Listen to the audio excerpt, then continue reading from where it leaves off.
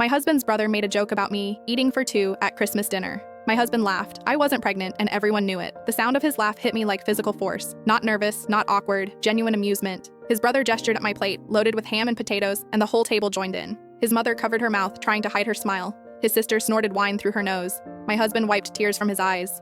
I'd gained weight after the miscarriage. 18 pounds and 9 months of grief while my husband attended his weekly basketball games and Saturday golf outings. While I sat in our bedroom, staring at the empty nursery we'd painted pale yellow. While I canceled the baby shower invitations and returned unopened boxes of newborn clothes.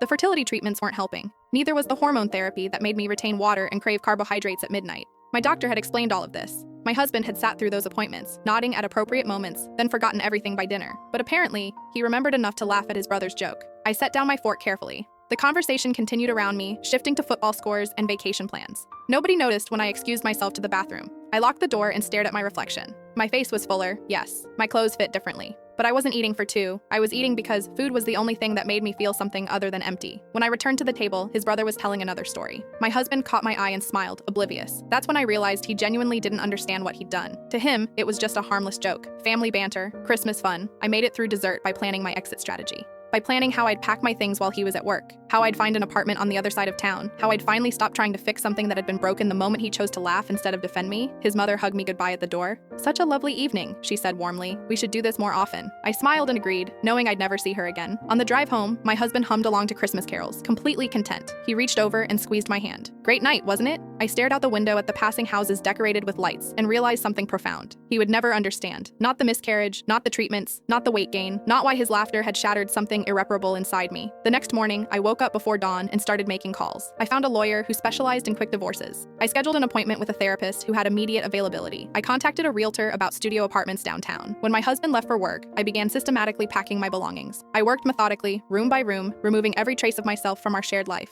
By noon, I had filled 6 boxes and 3 suitcases. That's when I found the text messages on the iPad we shared, the one he'd forgotten to sign out of. Messages to someone named Blair from his office, dating back 4 months. The last message was from yesterday morning, before we left for his parents' house. "Can't wait to see you Monday. Last night with the wife is going to be torture."